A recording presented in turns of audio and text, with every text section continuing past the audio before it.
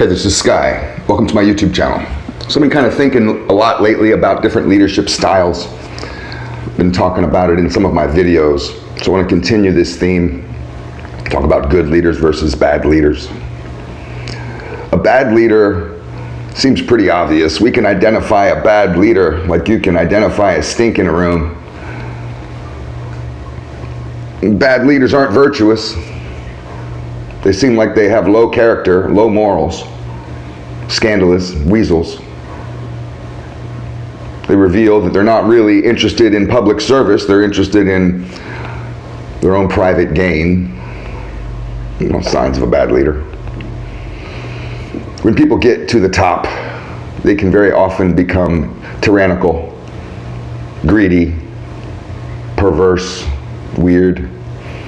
You give somebody a lot of power, a ton of money, a bunch of people around them, mostly emasculated suckers who are trying to replace him but also suck up to him, kiss his ass.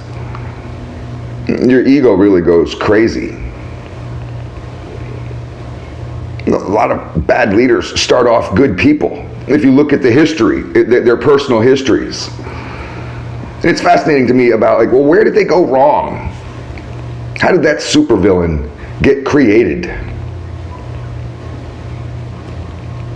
It may just be your boss, though. I mean, a dickhead boss at work, one who's riding your ass, who doesn't trust you, doesn't pay you well, treats you like shit.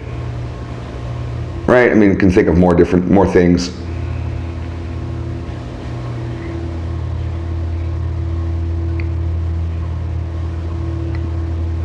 Good leaders, I think, are a little bit harder to identify.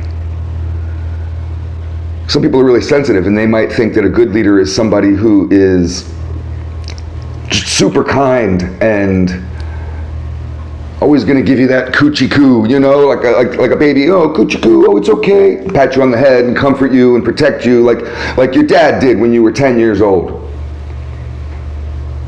And there's adults who somehow look at leadership like this. That's what they want the president to be, right? And to make them feel that way. But it's not always good leadership to do that. Sometimes good leaders have a harder edge to them. Like a drill sergeant. Drill sergeants can be great leaders who deeply care about you and want you to succeed. But you would never guess that from talking to them or interacting with them. It seems like this old man hates you. Mentors can be that way. I had a boss that used to drive me around. I've been mentored by a couple different gang bosses in the course of my life as I was coming up the ladder, and a couple of them were real dickheads. This one guy, I'm not going to say his name, he would drive me around all day long. That's all I did. And we would check on people, check on his business. And he would just sit there and spew all his bullshit. I would just, okay. But he was a really good leader. And he taught me a lot, and I didn't really realize it until years later. I quit hanging out with those motherfuckers, and I always look back on those days driving around with that guy. And I remembered every single lesson he taught me.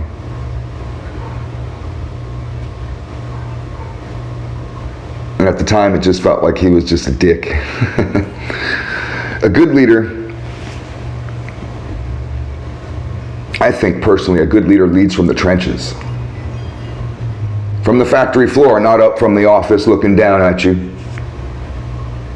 A good leader's on the team, getting sweaty with you.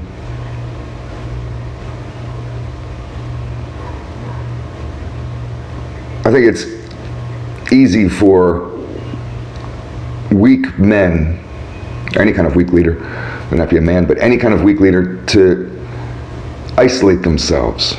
You see politicians do this, you see even bosses in corporations do this, and they'll have a big office way up at the top of the building, and I worked at a collection agency one time, and I was instructed not to talk to the owner, not to go up to his floor. I went right up there, walked right in his office. I'm Sky. He's just like, oh, who are you? Not used to talking to employees. But that was my benefit. I always, it's just a tip. Every company I've ever worked for, I go right to the owner, make friends with him. That's who I want to be friends with, is the owner. My boss is insignificant. My boss might get fired. I'll probably take my boss's job. I want to know the owner. First name basis with the owner. Be able to see the owner and be like, how you doing, man? That kind of stuff. But I think a good boss can risk being taken down. So a weak person, when they get into a leadership role, is often very worried about losing that role, because that's what matters to them, is the position, the throne, and they don't want to lose the throne or the crown and all that goes with it. A strong leader is willing to lose it, willing to risk it. A strong leader isn't scared of his troops, nor is he scared of being taken out by the enemy or the competition, if we're talking about business. A strong leader can walk right into the competitor's company.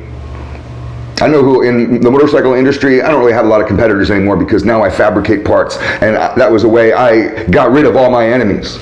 I killed all my enemies by making them my customers. So now I no longer compete with bike builders. I sell them handlebars. But back when I was just a regular bike building shop, 15 years ago, when we first started, we were doing that kind of crap. There's a big market for it. I would crash everybody's shop. You're some hot shot. The guy who used to run Jesse James's shop set up a shop here. He thought he was a pretty big deal.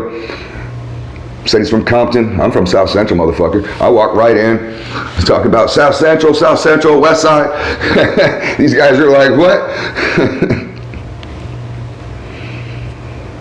I'm just letting it known, here I am.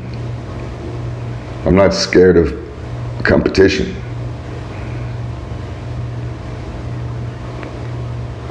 But a bad leader is, and they plot and scheme, and they isolate themselves off. And when you get into that mindset of you're scared of your competition, then everyone becomes competition. You start to look at everyone. You start to, as a potential threat. You start to think that every single person just wants your position. Nobody likes me for me. They're just trying to weasel their way around me. And you get this twisted mindset. You turn into the evil king. You know, that kind of model of the evil king on the throne who's become sickened. They had this guy, in the Lord of the Rings, they had that character. And you become that. And it's a terrible leader. You know who I thought was a good leader as far as mafia shit was concerned, if anybody out there knows about mob bosses, was Frank Costello. Frank Costello was one of the famous mob bosses in the history of the mafia. He took Lucky Luciano's position as head of the family, the Luciano family, when Luciano got deported after World War II, which is an interesting story in its own. Somebody had to run shit, and in the States. And Frank Costello had always been down with those guys. He'd always been Luciano's right-hand man, and he took the family. And he was a real mild-mannered dude. He wasn't a bully like some of these other bosses have been. I mean, he's a criminal, and he's a thug and a killer, but he didn't have a limousine driving him around. He walked, took cabs, didn't even bring bodyguards, didn't even have a gun. The boss of the family, taking a taxi cab without a pistol in his pocket or a goon next to him. Usually these guys are riding around in armored limousines with guys that are packing. He's the most powerful man in the criminal underworld. You would think everybody wants his position. Every gangster in the fucking city, every gangster in the world wants his throne. He wasn't attached to the position. And when Frank Costello, he lived his life out. He wasn't assassinated. he may have had an attempt on him. Vito Genovese came up, and Vito Genovese was a dominant bully, a real killer, incredibly scary man. You wouldn't want a guy like Vito Genovese being your cellmate, or something. They put him in with you. This guy's going to tear your head off. He was a psychopath. And he wanted control of the family. And he sent a message and then finally said, you better get your ass out of town if you want to live. I'm taking over, that kind of thing. Frank Costello wasn't attached to the position. He was an old man by that point. He was just like, you take it. And he left. I forget if he retired in Arizona or in Nevada, maybe Las Vegas. That's kind of typical for those guys. But he retired out there somewhere. And he was done. He walked away and he was done. You probably sit next to him at a poker table. You didn't even know that that's the most powerful guy in the mafia. He was a great leader, as leaders go in that world. Just an example. It's interesting to me how a strong leader will have compassion towards the weak, because they themselves have been weak and they understand it. And they're not angry at it. They understand it because they were there. Weakness very often is, kind of spiteful against strength when they run across it. Every once in a while you find somebody who is weak, who aspires to be strong. This is how I feel like I was, and I see a really strong man, and I want to aspire to be like them, because I realize I'm not like that. I want to be like that. So I can be very humble. But it's very often we see weak men being very spiteful towards strong men. That spite comes out in negative comments on the internet. A motherfucker can't seem to have his due, his success. People are going to try to bring you down a notch. If you get in good shape, there's always going to be that one weak motherfucker who's saying, oh, he's on steroids. They're going to do whatever they can to bring you down a notch, as if you don't deserve it. And that's a thought of weakness, of the weakling, is that you don't deserve your success. Weak leaders take these types of core values, and this is how you get a greedy leader. A greedy leader doesn't feel that everybody deserves success. A strong leader knows that everybody on his team deserves success. My grandfather taught me this. My grandfather had always told me, you can keep people loyal by, two ways. It's really simple. Loyalty is so simple in the workplace. You treat people with respect, and that should be a given, but sometimes it has to be stated. You treat people with respect, and you pay them well. You keep them fed. You share the wealth. You're not hoarding the shit.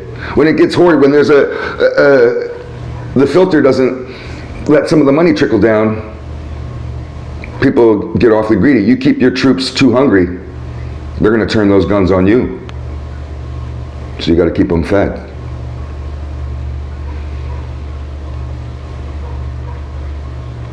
Just kind of brainstorming on ideas of good leaders and bad leaders.